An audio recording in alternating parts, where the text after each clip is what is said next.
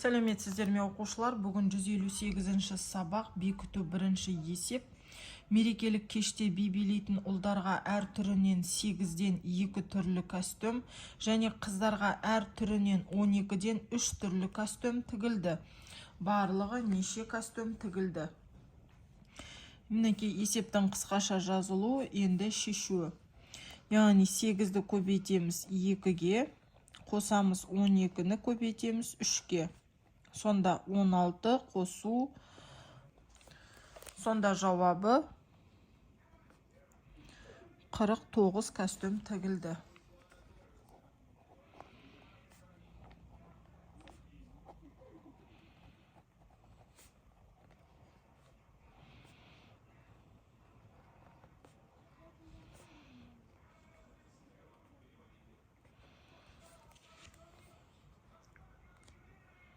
Ән нұсқасы: мерекелік кешке 72 баланың анасы келді, ал әжелері олардан 4 есе кем келді.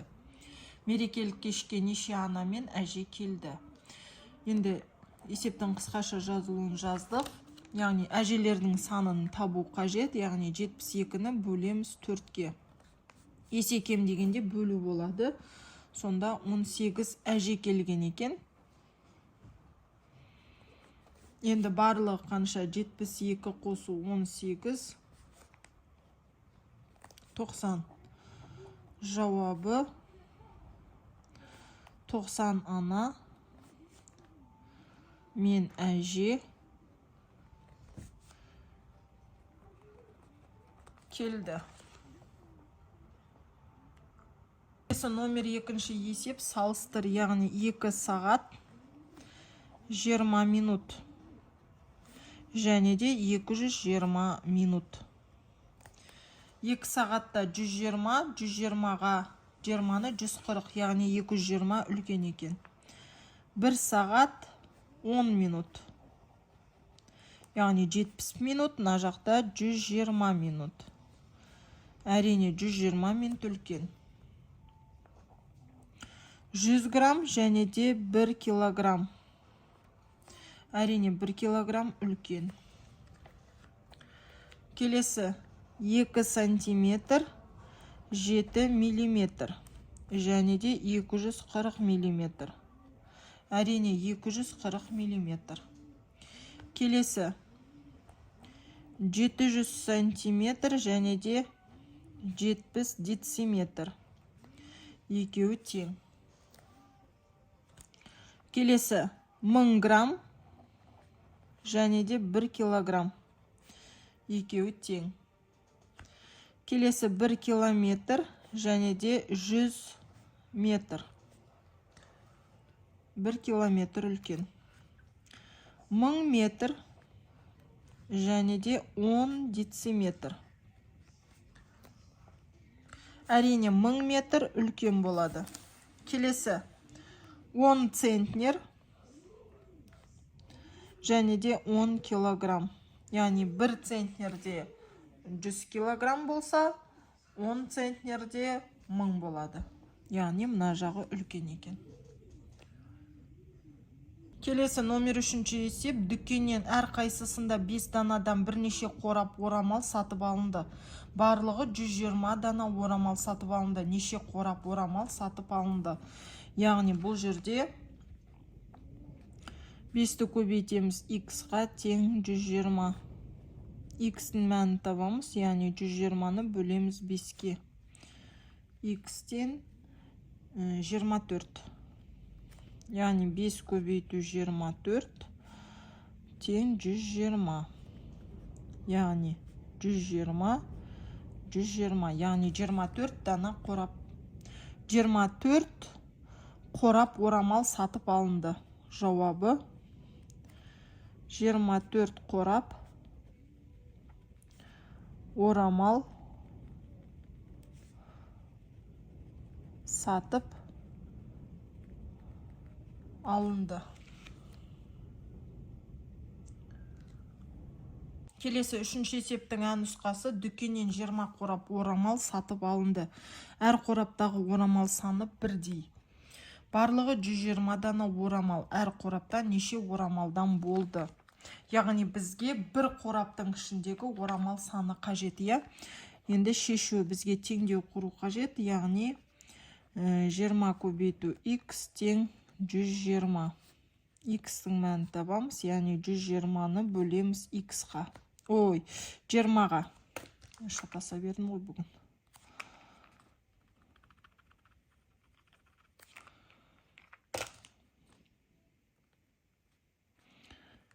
Яғни 20-ға бөлеміз. Яғни бұл жерде нөлдер қысқарып кетеді. Сонда x-ті 12-ні 2-ке бөлсек 6 болады. Яғни әр қораптың ішінде 6 дана орамалдан болған. Енді орын-орнына қоямыз.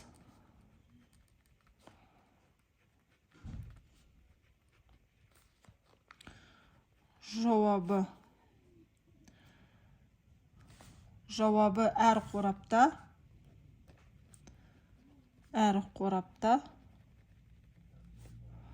6 орамал болды. Орамалдан болды. Келесі номер 4-ші есеп, есепте. Яғни 90 қосу 110, қосу 80, қосу 120. Енді бұл жерде 90-ға 110-ды қоссақ 200, мұнда да 200. 200-ге 200-ді қоссақ 400. Келесі 1000 азайту 250. Азайту 100, азайту 25. Яғни 1000-нан 250-ді азайтсақ 750, мұнда 75. Яғни 750-ден 75-ті азайтамыз. 675 болады. Келесі 300 көбейту 2 қосу 50 азайту 3 көбейту 20 қосу 50. Яғни 300-ге 2-ні көбейтсек 600, 600-ге 50-ді қосақ 650. 3-ке 20-ны көбейтсек 60, 60-қа 50-ді қосақ 110. Енді азайтамыз 540 болады. Келесі 630 қосу 300 қосу 20 азайту 630 азайту 30 қосу 200. Яғни 630-ға 300-ді қоссақ 930, 950, 950-ден 630-ды азайтсақ 320, 320-дан 30-ды азайтсақ 290, 290-ға 200-ді қоссақ 490 болады екен. Келесі 200 көбейту 3 қосу 100 қосу 30 көбейту 2 қосу 100. Яғни жақшаның ішін орындасақ 600 қосу 100 700 болады. 30-ға 2-ні көбейтсек 60, 60-ға 100-ді қоссақ 160. Яғни мәні 860. Келесі 700 азайту 250 қосу 50 азайту 400. 250-ге 50-ді қоссақ 300, 700-ден 300-ді азайтсақ 400. 400-ден 400-ді азайтсақ 0 болады. Келесі 5-ші есеп. Теңдеу құру арқылы шығар. Айманның 900 теңгесі бар. Ол осы ақшасына анасына бір шоқ гүл және де 150 теңгеге ашық хат сатып алды. Айман бір шоқ гүлге қанша теңге төледі? Енді шешуі яғни 150 қосу x тең 900. X тең 900 азайту 150. X тең 750. Орын-орнына қоямыз.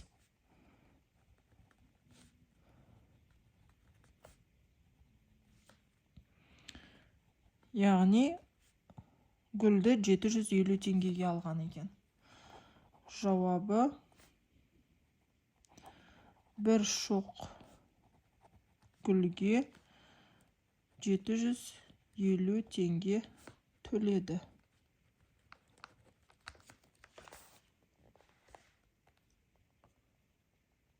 Келесі номер 6 есептің А нұсқасы. Балалар аналар мерекесіне арнап отбасылық фотосуреттерден көрме жасады.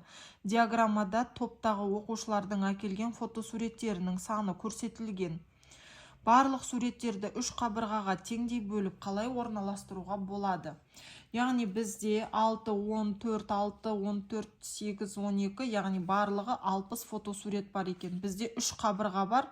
60-ты 3-ке бөлсек, яғни әр қабырғаға 20 фотосуреттен екен. Яғни әр қабырғаға. Яғни мінеке 3 қабырға бар. Енді біреусіне 20, екіншісіне 20, және де үшіншісіне 20 қылып орналастыруымыз қажет.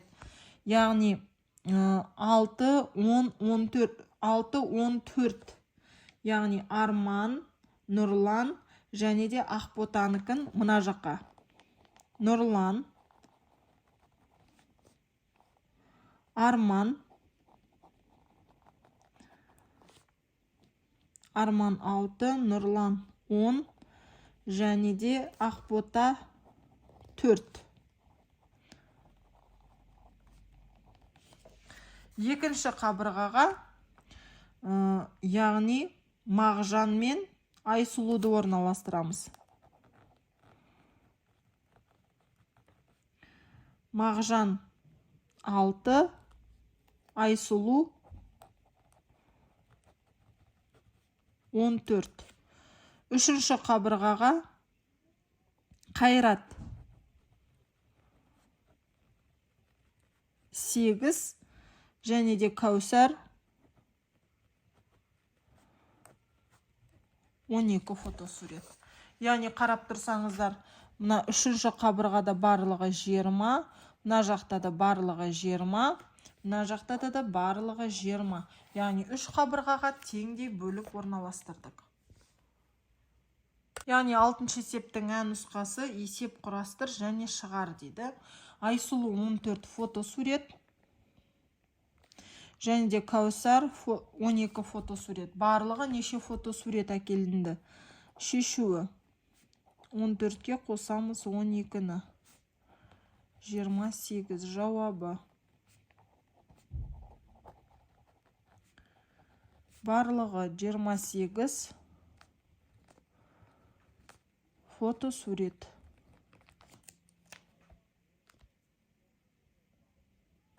Келесі номер 7 есеп. Тік төртбұрыштың боялған бөлігінің ауданын тап. Яғни бірінші жалпы берілген тік төртбұрыштың ауданын тауып аламыз. Яғни А тең 40 сантиметр, Б тең 20 сантиметр. Яғни тік төртбұрыш болғандықтан оның ауданын А көбейту Б арқылы табамыз. Яғни 40 сантиметр көбейту 20 сантиметр. Бұл дегеніміз 800 сантиметр квадрат болады. Енді боялмаған бөлігін анықтайық. Яғни бұл жерде 4 бөлікке бөлінген екен. Яғни жалпы 40 сантиметр болса, әр бөлігі 10 сантиметрді атқарады. Яғни бұлай 10 болса 20, және де 20-ны 4-ке бөлсек 5-тен 5, 5, 10, 20 және 10 болады екен. А тең 20, А2, яғни Б2. Б2 10 сантиметр болады. Яғни енді боялмаған бөлігінің ауданын анықтаймыз. А2 көбейту Б2, яғни 20 сантиметр көбейту 10 сантиметр. Бұл дегеніміз 200 сантиметр квадрат. Енді жалпы анықтау үшін 800-ден 200-ді азайтамыз. Сонда 600 сантиметр квадрат болады екен.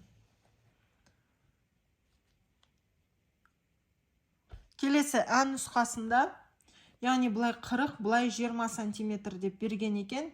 Яғни бұл жерде бірінші бір мына бөлшектің, мұнда әр бөлшекке бөлінген ғой, бірнеше бөлшекке. Енді бұл жерде бір бөлшектің ауданын тауып көрейік. Бұлай 40 болса, яғни мынау 10-ға тең. Бұлай 20 болса, яғни мына жағы 5-ке тең. Яғни А тең 10 сантиметр, Б тең 5 сантиметр деп аламыз. Енді аудан табайық. Бұл бір квадраттың ауданы, яғни бір бөлшектің. 10 сантиметр көбейту 5 сантиметр. Сонда 50 сантиметр квадрат болады. Бұл бір бөлшектің ауданы. 50 сантиметр квадрат. Енді боялған бөлігін анықтау үшін санайық. Бізде неше бөлшегі боялған? 1, 2, 3, 4, 5, 6, 7, 8, 9, 10. 10 бөлігі боялған екен. Яғни бұл жерде 50 сантиметр квадратты көбейтеміз 10-ға. 10 бөлшегі боялған. Сонда 500 сантиметр квадрат болады. Бұл боялған бөлігі. Яғни боялған бөлігінің ауданы 500 сантиметр квадратқа тең. Яғни қарап тұрғандарыңыздай, Ә нұсқасын басқа тәсілмен, А нұсқасын мүлде басқа тәсілмен орындадық.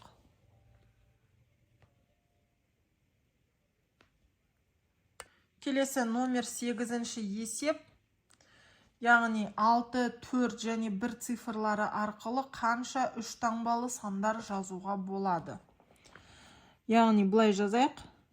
146, 164. 416 және де 461.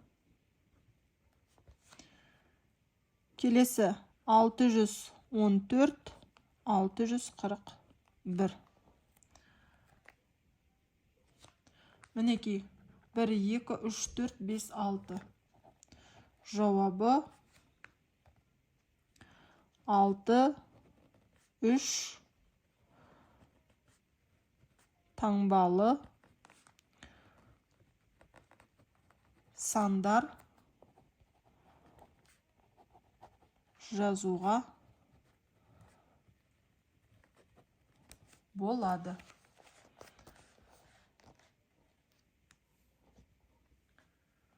Балалар, осымен 158-ші сабақ аяқталды. Менімен болғандарыңызға рахмет. Маған тіркеліп, лайк басып, комментарий жазуды ұмытпаңыздар. Және де келесі 159-ші сабақта кездескенше сау болыңыздар.